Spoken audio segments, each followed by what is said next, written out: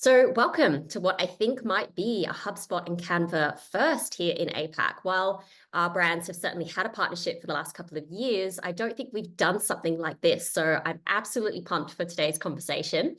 Today's conversation is all about visual communications, of course. And so we are going to be discussing, firstly, what we mean by this and what makes us excited about visual comms at HubSpot and Canva.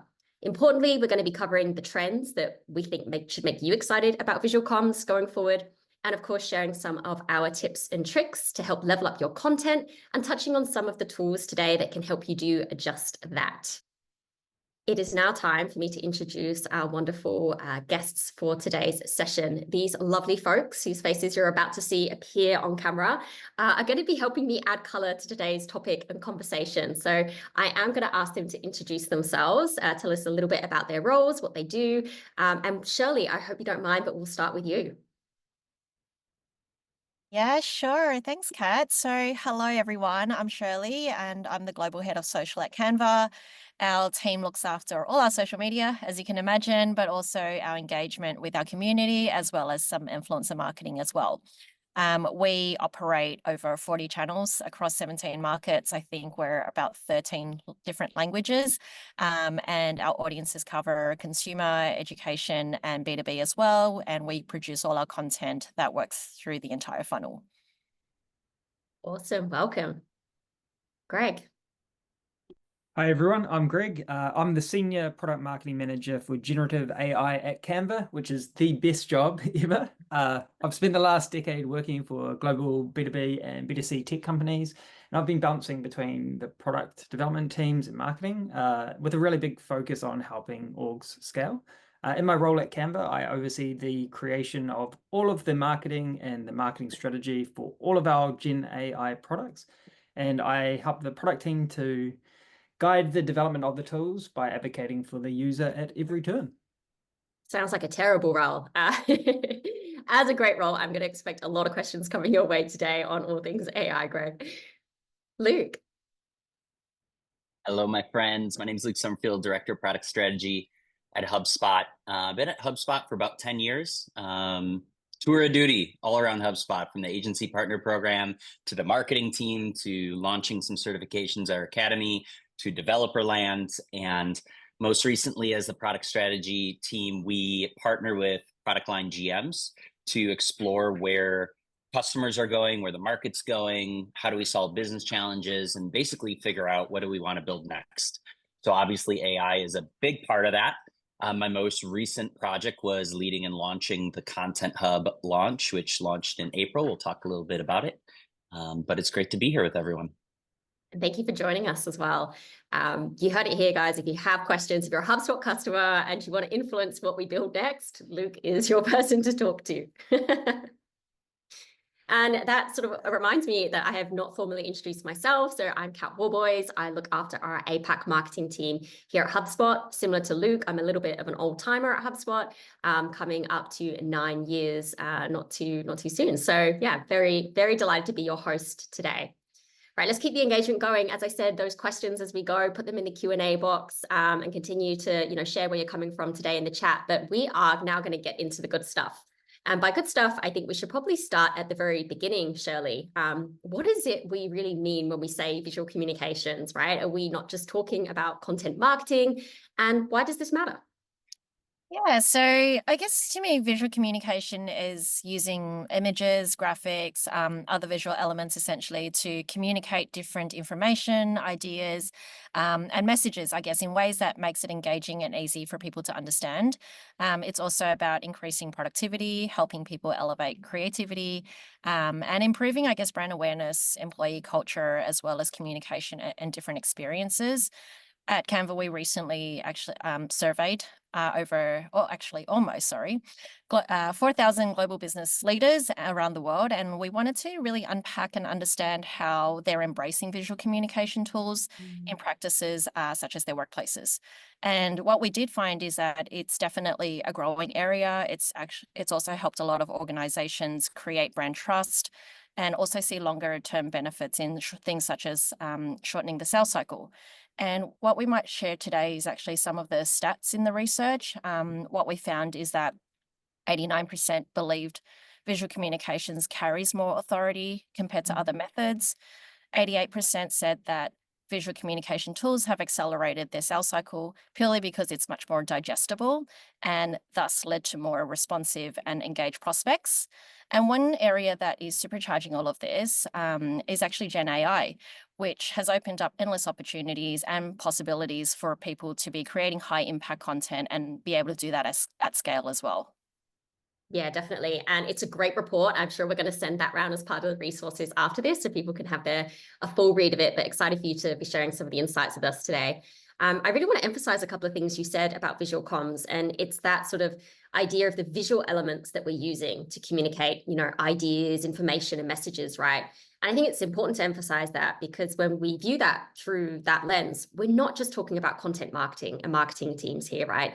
Any team, in fact, you could argue every team can benefit from being able to convey, ideas and messaging in a more engaging way, whether that's, an internal presentation, if you're trying to pitch for more resources to, the sales team or your end customer, whoever that customer might be. And I think on the topic of sales, I really love that you touched on the sales team. So fun fact, when I joined HubSpot all those 8 years ago, I actually joined in the sales enablement team. So I'm a big fan of how we empower sales with great content to sort of really help them hit their message home. And I'm sure many of us, if we think about the majority of sales outreach we receive, there's a lot of room for improvement here. And so I'm excited to later with you, Shirley, get into a little bit more about the sales team and how they can use visual comms. Because typically, it's an email, sometimes feels like an essay, there's just copy, and it absolutely fails to engage me. I don't know about you, but 98% of my sales outreach is unsuccessful for this very reason, I feel. Yeah. Sorry, you keep going. Yeah, no, good. Just love that we're sharing the pain point of like unengaging sales outreach there. For our salespeople on the call, definitely listen up. We got some tips coming down the track for you. I think the other point to this though is that this discussion feels very timely for our go-to-market teams like marketing, sales, and even customer success. From our research at HubSpot, we discovered that just 40% of those go-to-market teams here in Australia, at least, feel that they can effectively connect with their prospects and customers. So getting cut through, reaching our buyers is definitely harder than ever. And then if you flip that kind of coin over and you think about this problem from the customer's perspective, we also learned that 90% of those B2B brands we surveyed said that they'd had really bad brand experiences quite recently. And when we dug into kind of the reasons as to why, pains me to say this as a marketer, but the number one reason for these bad experiences was this lack of, relevant and unpersonalized marketing materials. It felt like they were being spammed essentially, which is a very painful thing as a marketer to admit. But what I think this kind of says to me is that businesses now need to really rebuild or refresh their go-to-market strategies if they're going to be able to continue to effectively connect with customers on that deeper level. And I think visual communications is one area where, that can really help us bridge this gap that we have between our strategies, our content, and our buyers. So we've got a few trends that I think will help our listeners and audience today come on this journey with us and hopefully agree with us by the end. And the first trend is a little bit of a simple statement almost, but one I don't think we can underestimate. And that is the fact that people just value really good content, right? People want to be educated, amused, inspired, entertained, all of these things. I think what's difficult sometimes for is for a business to care about this. Why should I care about, entertaining my audience? And from my experience, it's because when we engage our audience meaningfully and deeply, we start to build that brand trust and credibility that is so important if we're going to, start to see traction down through to, sales. One of the best examples I think we're seeing this in is social media, which over the last decade has just evolved dramatically, right? It's changed the way people are discovering brands, the way that they're buying from brands. Instead of searching for the solutions that you need, solutions are now coming at you in your social media feed. And so, thinking specifically within social media, Shirley, as the global head of social media at Canva, I would love to learn a little bit about how you and your team are really thinking about visual comms within your own strategy in social. Yeah, I think as most people can relate, social media is a very visual heavy communication platform. And in addition to building brand, creating communities, driving impact through the funnel, it can actually help people with making sales decisions. And so visual communication has a really unique strength when it comes to this in helping prospects and customers better retain information through to promoting a strong brand image and even fostering trust and credibility amongst their buyers. So we've seen a lot of success in building B2B content strategies, particularly for our enterprise product that we launched earlier this year. There's, things from case study content through to industry thought leadership. And so what we did find in learnings and insights is that it's really about understanding how do you use the social platforms to their strengths so that we could make the content as digestible as possible. And some tips to kind of take away in terms of our learnings is to understand, I guess, what your customers' pain points are and how your product solves their problem in a really unique way, because day by day we are being compared in the feed and with sometimes our competitors. And backing the content as well with data results that you have found, and that really kind of bolster the credibility of what you're saying, and that creates more stickiness as well. There's also crafting the content to be as short and as engaging as possible, whether it's a webinar, a key statistic, a carousel of results, or a really short video in its simplest form, as most buyers and decision makers in B2B, generally speaking, are very time poor, as are consumers as well. And so the classic saying of social moves at crazy speed is really accurate, as does our attention span. And lastly, using the power of paid media, the ability to target very personalized messaging is really powerful. It's the whole one-to-one situation where by creating this visual content, it helps also zero in on prospects at every level, whether it's at a sector level or a size level in terms of company size, through to seniority as well. Yeah, I really like those tips, especially around, the formats, short form on social media, and how we try and engage B2B buyers. And I think this is a particularly exciting space for B2B brands. In a key driver of this is really cultural shifts we're seeing, generational shifts. Millennials are now increasingly the decision makers, and they have Gen Z reports. And with Gen Z, that personal and professional life is a lot more blended than ever, right? Especially on social media. And so this idea of B2B brands should only be on LinkedIn and, it's not a space for them on TikTok or Instagram is a very dated one. I also don't think it's, just about the channels that we're showing up in. It's our approach to content. So something that's worked well for us at HubSpot, in addition to what you've touched on, Shirley, what we really think of more of that traditional product B2B, focusing on product features, benefits. We've also been experimenting with content that helps us connect more with our audiences, sort of like emotional needs and interest, right? With content that's just kind of fun. So we've been blending in narratives aligned with pop culture references or social media trends like Taylor Swift, Bridgerton, key sporting events, right? And we're seeing more B2B brands do this with this kind of like emergence of what we're calling the corpseumer. And so this balanced sort of approach of that visually educational content with more, human and relatable in B2B is really working for us. Over the past 7 months, we've seen an 84% year-on-year growth in our number at HubSpot and our followers of LinkedIn, but also record high in social engagement rates. And this averages anywhere between 5 to 13%, depending which of the social media channels we're actually looking at. I think the other area, and I think this is something Canva does as well, is influencers, right? And I think this is a top tip to consider. Yes, even if you're a B2B brand, we know there's about 50 million people currently who identify as an influencer, and B2B is a really growing segment of this. And I don't think it's a coincidence, right, that some of the fastest growing channels we're seeing, like social, are favoring creators over brands. And these influencers are masters of visual communication.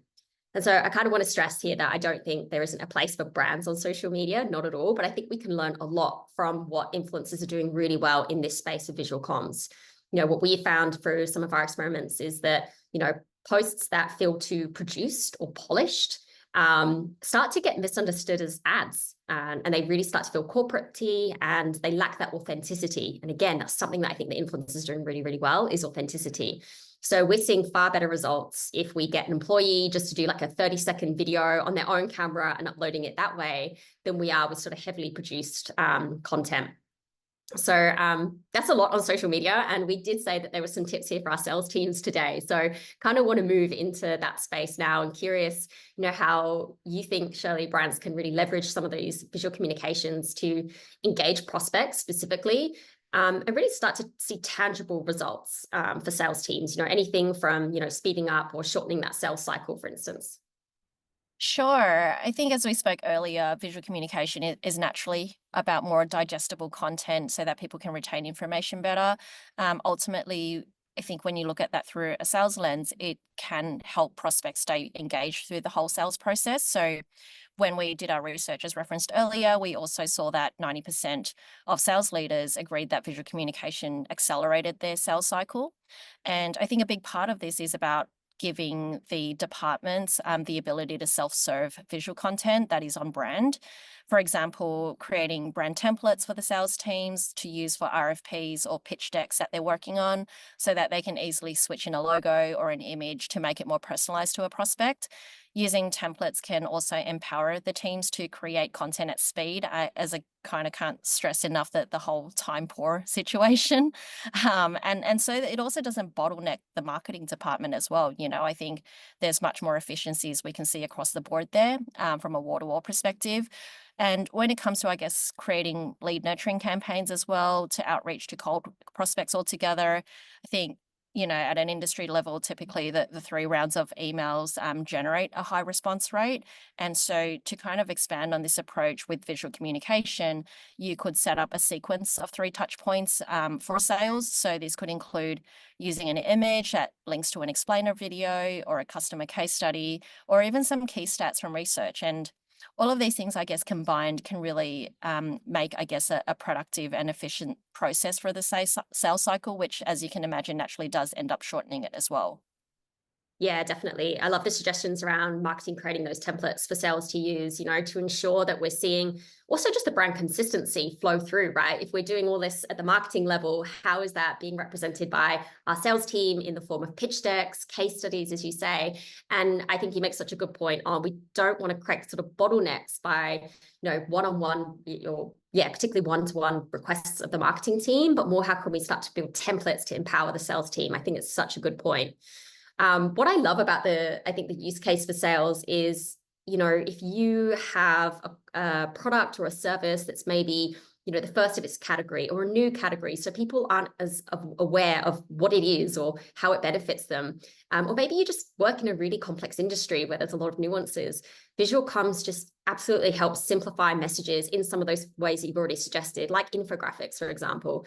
I actually had a very real world example of this last week, and I couldn't believe it because I knew this webinar was coming up. So I'll share it. But for those that may not have heard on the call today of Motion AI, this is kind of a Google Calendar meets Asana. So it's project management built into your calendar. And the big benefit of the product that they sort of advertise is, they've got these AI capabilities that make it feel like you have your own assistant managing your calendar for you.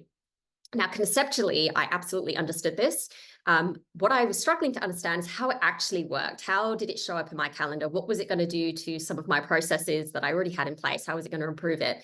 And I had been retargeted. I had received sales emails, very long emails, just sort of written copy, and I just wasn't getting it. And then finally, I was sent a graphic. And this graphic was a storyboard kind of image with stick figures, really well done. And within 30 seconds of this graphic and this storyboarding, I understood exactly how this product was going to work in my calendar.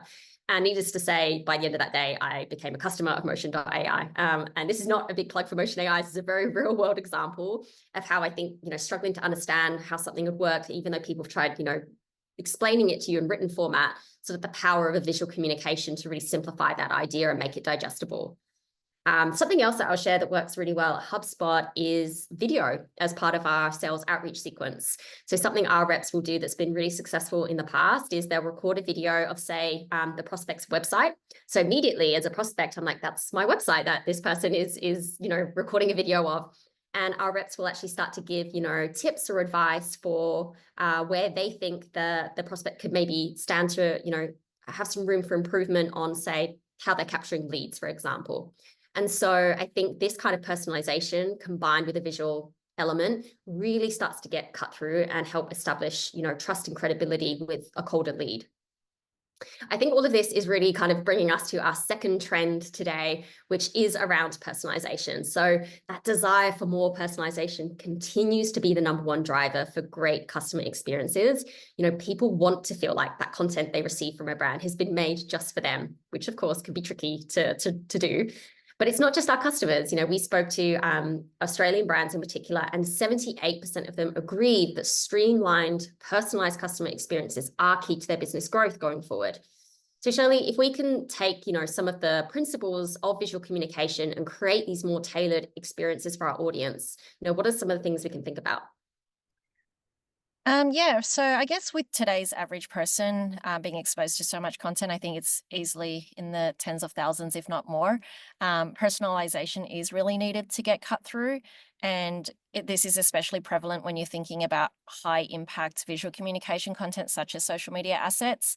I think personalization as a social media experience is so powerful in the sense that you can capture and retain attention, which means your prospects can know of your brand more easily. They understand your product better. They understand how it's differentiated and the benefits, I guess, for that matter as well.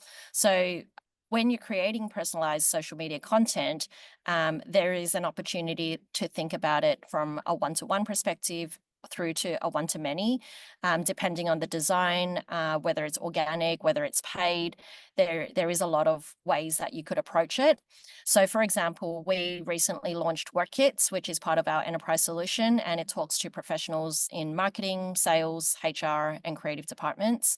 So promoting this on social, we used templates that were readily available, that we tailored them to the needs of each department based on pain points through to things that we knew were common, I guess, nuances within their areas.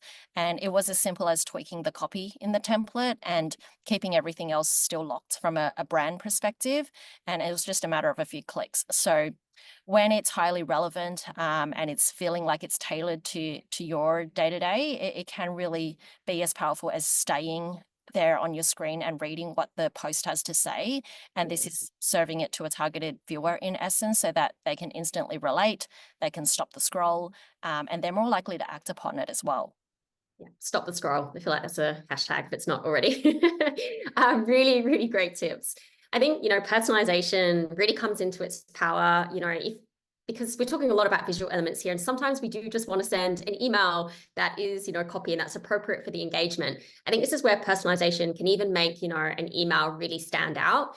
In a recent experiment, our automation team started to, play around with basically a large language model to provide more personalized pathways to take new leads that we were acquiring to start to build that trust. And so at HubSpot, when we acquire a new lead, we find that typically it's way too early to start a sales conversation or a product conversation. So our goal at this stage is really to add as much value as we can. And one of those ways that works really well for sort of new leads is actually directing them to the HubSpot Academy. The HubSpot Academy is full of short courses, longer form courses, certifications on a variety of topics for our audience. So really spanning for the professionals of marketing, sales, and customer success. And so what we did with this sort of first conversion automation for new leads was we were able with AI to use sort of the business URL, look at the job role, the business industry, and then create an email where the entire content was tailored to that person for every person that came through that automation. So for example, if you are a cafe owner, the email is going to be personalized with cafe or coffee bean puns even. And it's also going to look at what you've been engaging with. So if you've been on our blog looking at social media templates or strategies, then the CTA in your email is going to tell you to take the social media course because it looks like that's what you're interested in. And, and that's out of hundreds of other courses from our academy that it could recommend you. So this level of personalization that we're using in email is really having huge impacts. We saw in our click-through rate, it proved about by 56%. But importantly, that conversion rates, the number of people coming into the automation and then going to the academy improved by about 82%, which is huge. So when we take these visual comms and we're layering in deep layers of personalization, whether that's one-to-few, one-to-one, one-to-many, we start to see real momentum. And once again, I think this is bringing us to our third trend. So if you notice, these trends are definitely building on each other quite nicely. And that's around Gen AI, right? And how it's improving, the quality of visual communications. Interestingly, 70% of local businesses are agreeing that the introduction of AI has caused their business to reinvent. So if you are not thinking about this at the moment, listen up. We're going to talk through this at the moment. And I'm actually going to ask Greg to help me with this one. As the senior product marketing manager for Canva, specifically the Magic Studio, which is full of AI goodness. Can you tell us a little bit about why, I guess, you think Gen AI is improving, or how it's improving the quality of visual communications? Absolutely. I've found a lot of the headlines and the general conversation around AI and Gen AI is focused on flashy image and video generation. But I feel like that's a little bit disconnected from the real world.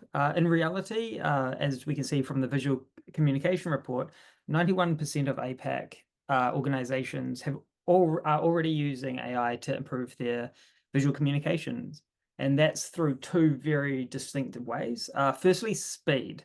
AI has helped us to automate and streamline a number of manual and often tedious processes, which is incredibly useful if you're a marketer who has to act like a jack of all trades with a never-ending to-do list. Now we can transform designs into multiple formats for different mediums with just a click. You can easily rewrite content for different audiences. You can remove backgrounds from images in a flash and even generate eye-catching visuals with a prompt. So instead of having to spend all your time caught in the tactical, like many of us do, AI is starting to free up time so we can focus more on driving business outcomes, which personally, I really enjoy. The second way that visual communication has been enhanced by AI is through quality output. 90% of marketers in that visual comms report say that AI has helped them to improve the quality of their communications, which is so good if you're trying to build a brand or you're focused on growth. So thanks to these tools, you can easily polish your draft text, turning it into on-brand comms. You can improve the quality of your designs by changing colors to align with your brand, and even tidy up messy designs with a click. And I'll show you how to do that later in a demo. And all of this is kind of just the beginning as well. Like, AI hasn't really been around in a consumer-facing way for that long. And as it becomes more and more integrated into workflows and becomes more accessible, we're going to see more benefits emerge as marketers. And that makes me very, very excited for the future, but it also makes me wish I had these tools far earlier in my career. I agree with you. When I think about starting out, my gosh, what I would have given to have some of these tools to speed up my life. I think it's a very exciting time for marketers. We get caught up so much in reformatting content for different channels. There's so many channels to create some of this content for, as well as, tracking and measuring. And now I feel like we're able to actually just do more and do more great marketing, which is super exciting. So agree with you on that one.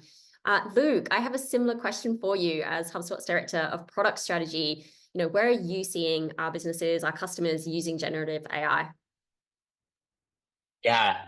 Well, one of the things that excites me most about generative AI, which is really piggybacking off of a lot of what Greg said, is just the ability for small teams to leverage it to speed up the time that it takes them to create great quality content, and then reinvest that time into other places. And so I heard a little shout out to Joe McCord. I see he said he's using some AI tools in HubSpot to write blogs in 15 minutes as a starting point, which I love. And I think that's awesome.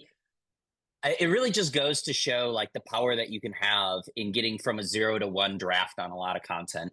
And one of those things that I've noticed, again, this is also thinking back to my marketing days, is that one of the things that AI will allow marketers to do or empower them to do is to really tailor that content for each distribution channel. As Greg was talking about, I mean, whether you're talking about email or Facebook or X or TikTok, WhatsApp, SMS, there are so many different channels that we have to be cognizant of. And the media and the message that you use in each one of those will be unique to the channel. And so the challenge is to tailor for every channel is super time consuming. And so inevitably what a lot of marketers do, especially when they have a lot on their plate, they basically copy and paste. It's like, I have one message and I'm going to try to copy and paste that across email, social, TikTok, X. And the problem with that is it really doesn't land as well for your audience if it's not really tailored to the format that you're trying to communicate in. And so the beauty of Gen AI is it can help speed all of that up. And for example, we have an APAC content creator, Jamie Lynn. She took our Remix tool, which we're going to demo in just a little bit, and she used it to spin up content for all of her different channels and saved at least 75% of her time in repurposing and distributing that content from one channel to another. And I don't know about you, I would love to have 75% of my time back to work on other things. So I thought that was great. And it's not just her, you know, it's one of the things too, is that AI, not only is it helping repurpose, but it's also helping produce better quality content. As Joe mentioned in the chat with his blogs, we did a survey with our marketers, 3,100 marketers who are using HubSpot AI in March, and 91% of them cited that using HubSpot AI to create their content performed better than when they did not use HubSpot AI. And again, I think that just shows that having that time savings, they can reinvest it in other marketing areas. The last one I'm going to mention really briefly, just for time, is it also democratizes our ability as marketers to lean into video. We talked about already how important video is. In HubSpot's State of Marketing 2024 report, the #1 ROI format was short form videos. And that's really not going to change anytime soon as the rise of Gen Z as the rise of Gen Zs get into the workplace, as alphas start to get purchasing power. That's just sort of the way that those generations prefer to consume content. But again, video is super time consuming, and a lot of times it requires skill sets that we may not have in-house, whether that's script writing, whether that's editing, production, learning the tools. And so between AI and just video, easy video editing apps, just the advancements that we've had in those, it's really allowed us as marketers to take advantage of video as a new format, whether we're talking about demo videos, whether we're talking about sales enablement videos, hype videos, explainer videos. There's so many different ways that we can leverage videos. And I just love that it's becoming more and more accessible for us to leverage that and not have to spend loads of time or loads of money to be able to do it. Totally. I think it's such a game changer for all businesses, but in some of the points you've made, smaller business, right? I remember going to meetups, a few years ago, and typically the #1 question I would get is, we're a small marketing team. We can't be on all these channels, but we know they're all important. We want more visibility, we want more reach. And it was tough. And that was a real, I think, challenge for smaller businesses to think about their time, their bandwidth, and, really focusing on 1 or 2 core channels. That is not the case anymore. There's so much reach and distribution that we can tap into, given that all of this is saving us so much time, which is just fantastic, really. I think great points. I think to summarize, if you're not on the Gen AI bandwagon, it's helping create content that performs better than content that isn't leveraging Gen AI, and it's making the entire process faster for our content creators, which is a wonderful thing. Going a little bit more into the tools then, Shirley, what are you, seeing as some of the key priorities when businesses are evaluating, tools for visual communication? We know it's becoming a problem. We saw a stat from the research that 73% of businesses are spending more on visual comms compared to last year. So, pretty solid investment that we're seeing. Oh, Shirley, you're on mute. Sorry about that. Yeah, I was just going to say, with so many tools out there at the moment, it can be very overwhelming and quite costly. And based on our research, when leaders are actually evaluating tools, we did find that there are 3 key things that they're looking for. So essentially, they're trying to look for tools that can do an all-in-one functionality, ideally, the ability to keep their content on brand, and lastly, the capability for their teams to collaborate in real time. Yeah, 100% seeing the same thing on our side at HubSpot on that all-in-one functionality. As a customer platform, we see how transformational it is for teams who can track the full impact of the content and campaigns that they're generating back to sales growth and even customer retention. And so our customers who've been able to show that full funnel impact typically, on average, seem to have an easier time requesting more budget for their content and campaigns from finance, which can only be a good thing. So definitely agree with you on that one. Greg, you have teased us a little bit with some of the things that you said you're going to show us. So I'm hoping I'm going to switch it over to you now and ask you to tell us a little bit what you've got in store for us on the product side today. Cool. I've just pulled together a little bit of a demo. Unfortunately, I've had to record it earlier because my internet's a bit spotty, but this is all happening in real time, and I'm really keen to show the speed of which you can improve the quality of your work using AI. Amazing. Let's take a look. Today, I'm going to give you a little bit of a tour of Canva. Canva is an end-to-end visual communication and collaboration platform. It empowers users around the world to design presentations, whiteboards, documents, social media assets, as well as video and websites. It's very comprehensive, but one of my favorite things about Canva is how it's integrated AI within all of the workflows. So today I thought we could show you some of the cool new tools such as our video editing and our image generation tools, but I thought it would actually be more beneficial to everyone on the call if I show you how the Canva team uses AI in everyday workflows. So today I'm going to give you a very quick run through on how we can improve the quality of this presentation by using some very easy to access AI tools.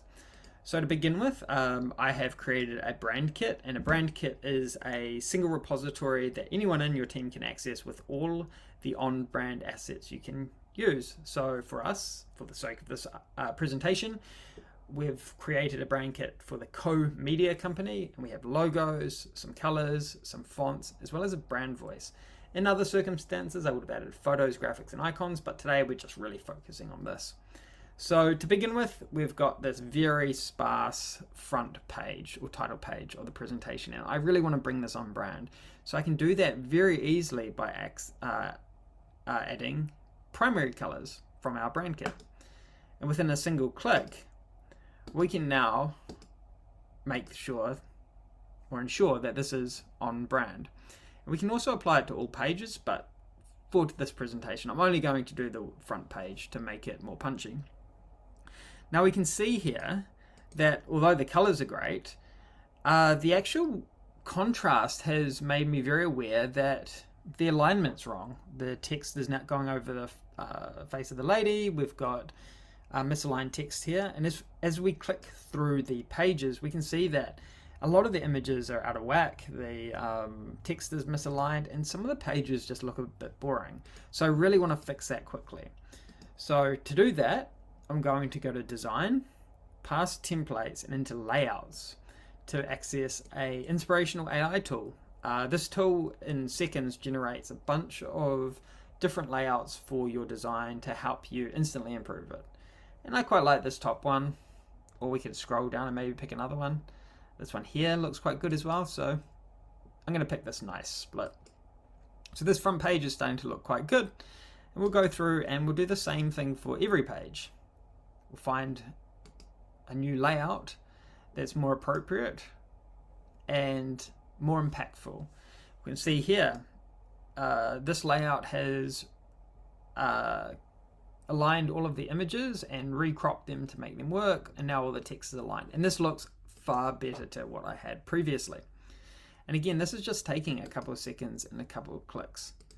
It's very, very simple to do. The AI is doing the heavy lifting, and I'm very, very thankful for that. So now this presentation in just a few seconds is looking far better, but I've noticed that the text isn't really aligned with the way our company talks. So I want to change this or add the brand tone of voice to this text. So simply just clicked on the box here, go up to Magic Write, our text gen tool, and we can see a bunch of different options have appeared. So we have the ability to continue writing, to rewrite it, to make it more fun or more formal, even fix the spelling. But today I'm really going to focus on changing the voice. So with a click, I can apply brand voice, and the AI will rewrite this tool to make it more aligned with our brand voice. And I like this. It's a lot more punchy. It's more aligned with how our company or the co-company would like to be perceived. And I can do this with absolutely every text box, or just highlight multiple, select multiple ones to get it done. Again, very, very simple. Everything now is looking a lot better. I'm happy with the front page, The layouts are looking good, everything's quite punchy, and let's just say I'm ready to share. So all I have to do to convert this into a new doc type is click resize and magic switch, and we have a whole bunch of new options pop up for output. Now, if this was a social media post, I could choose to resize it to different mediums for different platforms.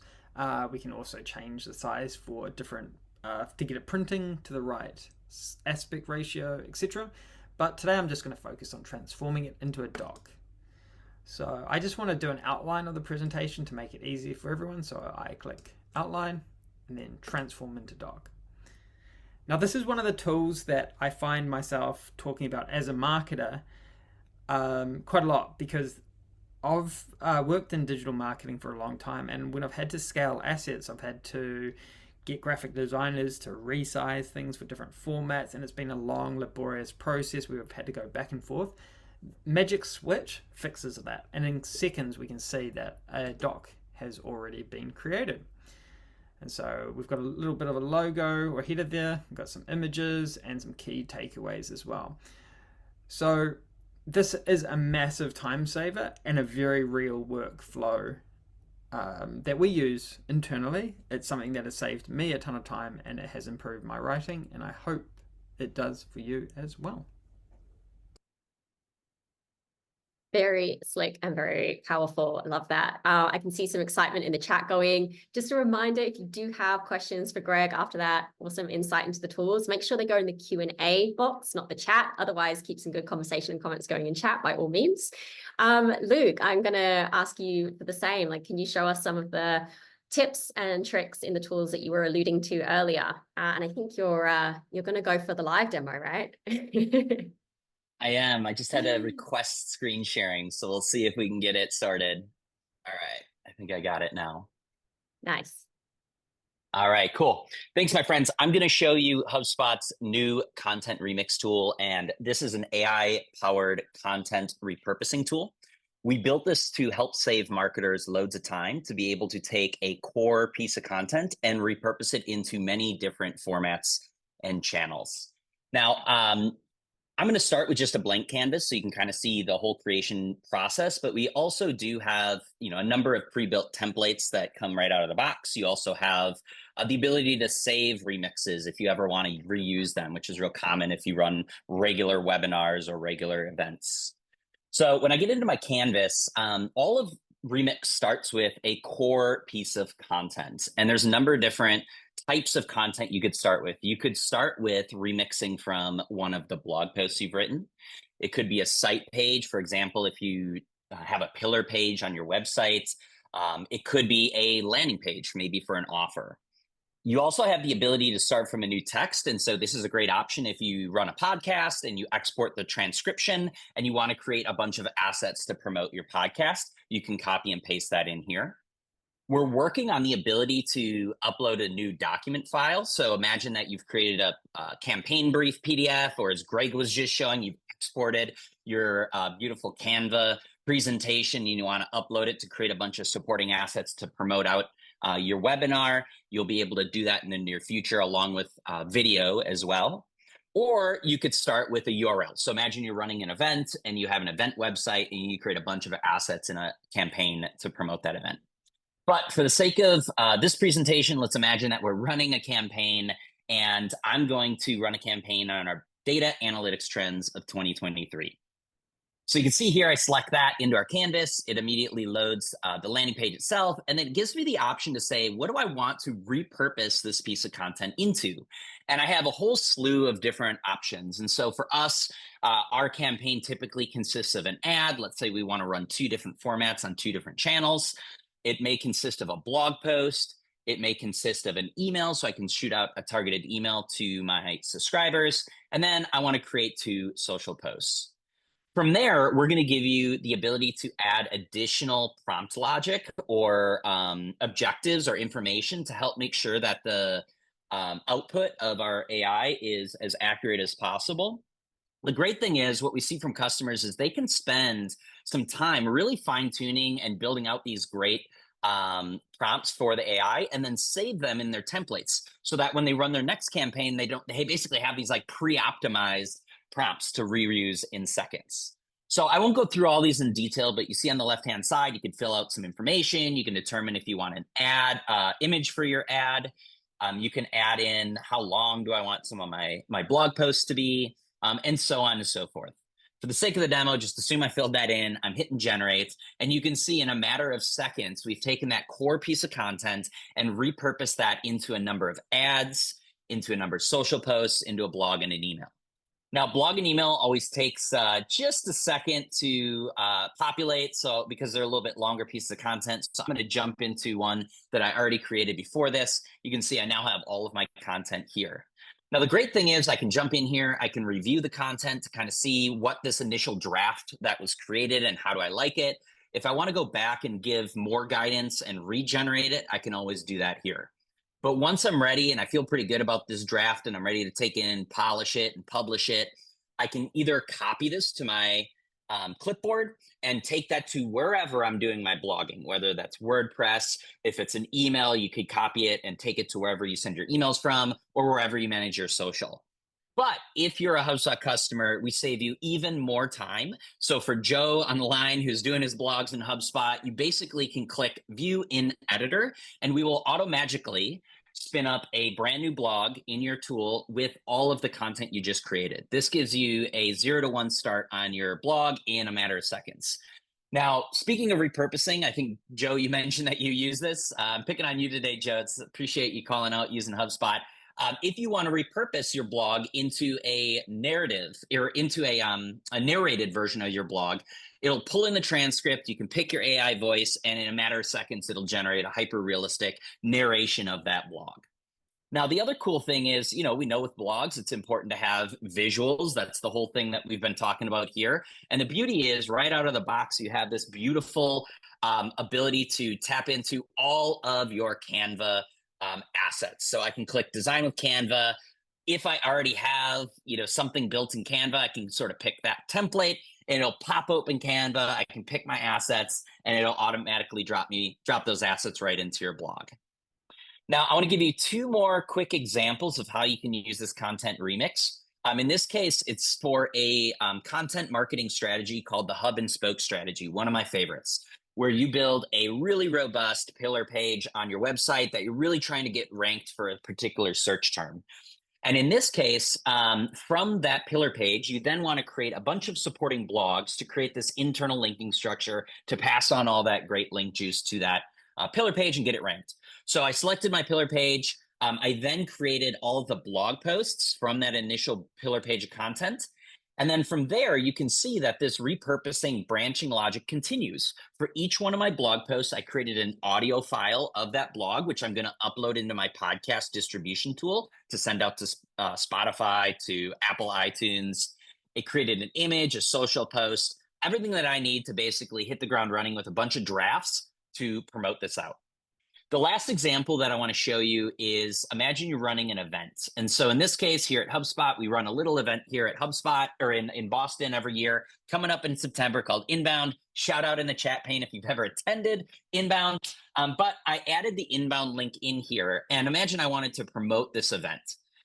So from here, what I can do is once I add the URL, I can add in the ads, the blog post that I want. Again, I can branch off the blog post to promote social, all of this. And the great thing is once I've saved this as a template, I can always go back to my dashboard. And if you're like many marketers, you probably run regular events. We're on a webinar right now. We're probably going to do another webinar next month, and you're probably going to need all those same assets. So anytime that I want to reuse these, I can hop into in here. I can pick a different URL. So now imagine I'm running another event at we'll just say HubSpot.com is where the event website is. I hit save and it will regenerate all those assets using all the prompts you've already saved. And in a matter of seconds, you got all your new assets to work from right out of the gate. The last thing that I want to mention is you're probably wondering, okay, we creating a bunch of assets. How do I make sure it sounds like my brand? Well, just like Greg explained with Canva, in HubSpot, we have the ability for you in your settings to set up your brand voice, where you can set up parameters and guides around how you want that content to feel, the tone, the personality, and all of that brand guidance is automatically baked into all of these assets that are created. So you've already hit the ground running. You don't have to go back and spend loads of time trying to get this new content on brand. That is awesome. There's so much love going on for some of these tools. And Luke, it was like you're reading my mind. I was thinking, how about events? Given my team runs so many events, you covered events. And I was like, how about brand tone consistency? Where's brand tone? So amazing. Thank you for walking us through that. There's so much excitement in the chat around this. So thank you to our participants for joining in the conversation. You've also got a bit of inbound love there, Luke. Again, check that out. It is a great event in Boston. I highly recommend it.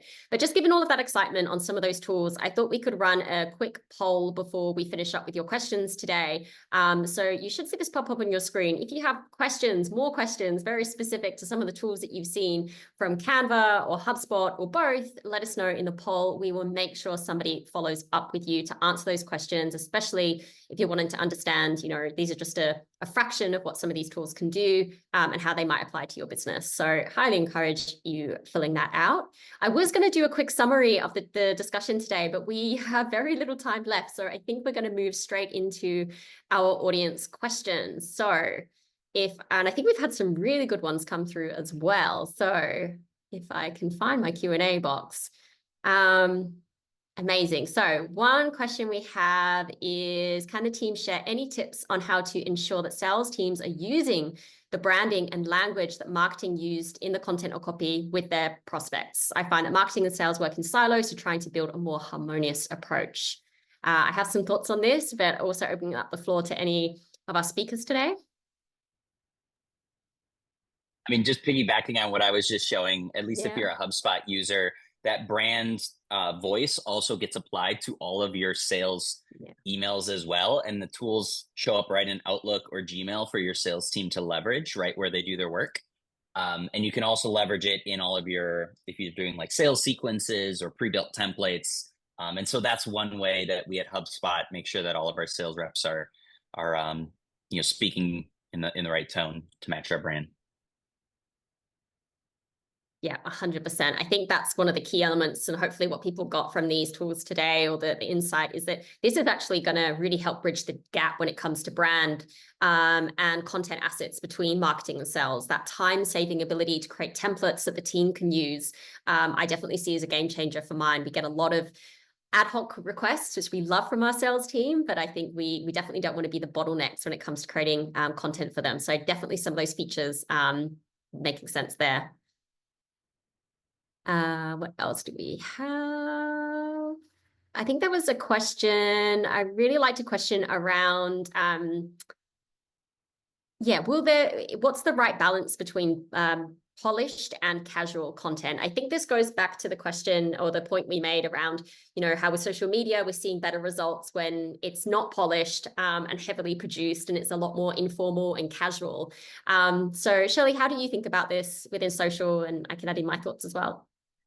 Yeah, I think overall we see it in the research in the category that people are preferring that raw on the cutting room floor type of content.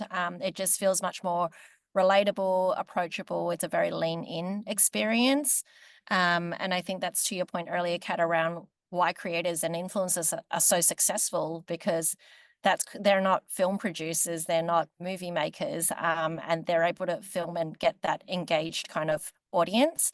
But that being said, I saw the same question, and I think there is still a place for polished content. I don't think it's fully, it has to be raw and dirty and shot on your iPhone kind of situation. I think if you're creating a multi-channel marketing campaign that is out of home, from TV to billboard to everything else, print, collateral, having that creative consistency can also be really powerful. And I think what happens is often when you do lo-fi content, you don't get that same creative treatment. So it can feel quite disjointed as a campaign. So I've popped in my answer, but the thing I'll highlight that is a benefit of having polished content is building the salience and building the ability to remember things, because as we're exposed to tens and thousands of pieces of content, seeing the same thing at a frequency level multiple times can actually be of benefit to people. Yeah, awesome tip. I think it's also channel appropriate, right? I think people expect and crave that more casual experience when they're on social media, potentially when they are getting a sales demo or follow-up resources from sales. Maybe they do expect to see something of a bit higher quality. I think it's something you want to, play around with, knowing your audience and what they like, and also channel dependent. And just to throw in an extra layer there, dependent on where they are in their buyer's journey as well. I definitely think that more kind of entertaining content helps further up the attract stage than it might do, when we're really trying to get into product benefits and features further down that sales conversation. We had a really good one here. It says anonymous, but shout out to this question. How do you transition smoothly from being a B2B company into a B2C using visual communications for your social media platforms? I think my tip here would be just to start by asking your sales team, honestly, where they maybe find the most challenges in that sales conversation. What sort of parts of the product or value prop are they having trouble explaining to consumers and potential prospects in a way that's really landing? Like, start with those challenger areas and think about how visual comms might enable the sales team to better convey that message or that benefit or unique selling point that you have. So I think, lots of good questions about social teams here, which I love. But when you start with visual communications, tap into that product and feature benefit, ask the sales team for their advice and start from there, is something I would say on that one. All right, we've got a couple of minutes left, so I'm going to try and fit in one more. What do you think? Oh, it just jumped. Where did it go? What do you think is the lowest hanging fruit for time-poor marketers when it comes to visual content? Where should I start to have the biggest impact? Luke and Greg, you touched on some really great tools there. I might throw that one your way. These are good questions. I think it comes down to the channel. Really, really it does. I mean, if you're focusing on growth through social, then that's where you focus on building out a really robust strategy for that, and then directing people to landing pages and whatnot. So it really does depend on what you're trying to achieve and your main channels. But yeah, my big thing is, as a marketer, I want to make sure that the imagery and the way we present ourselves reflects the brand, and making sure that that shows up in every channel in the right way for the right audience. Does that make sense? It does. I would add to that and just say, making sure that you can measure with whatever you're starting with in that regard, right? When we're talking about impact, I definitely still hear many marketers struggling to measure impact. So making sure that you have the tools that can tell your business, your company, what impact this content and campaign is having on the business. So make sure you're able to track that back to your sales team, or if you're in customer marketing, whether it's retention. I think that's going to help you actually expand the resources that you have and the ability to have more impact. So yeah, my big tip would be measurement and tracking. Yeah, just a little bit further on that. Yeah. Also testing, just absolutely just test everything you do, because there's no more bigger waste of time than honing down one path with one idea that you've had and it just doesn't land. So just spend as much time as you can testing. Absolutely. All right, that flew by for me. We are at time. So firstly, I want to thank our amazing panelist guests today for sharing their expertise, their thoughts, for showing us some very cool tools and tricks with our audience today. So thank all of you so much. To everyone else, the participants today, you've been awesome. I can't quite multitask with the chat as well, but I have seen some really great conversations going. So I love that everybody's sharing tips with each other and what is working for them. So thank you so much to everyone today. Really enjoyed this session, and good luck on your journey with your content and your visual communications. Thanks for tuning in.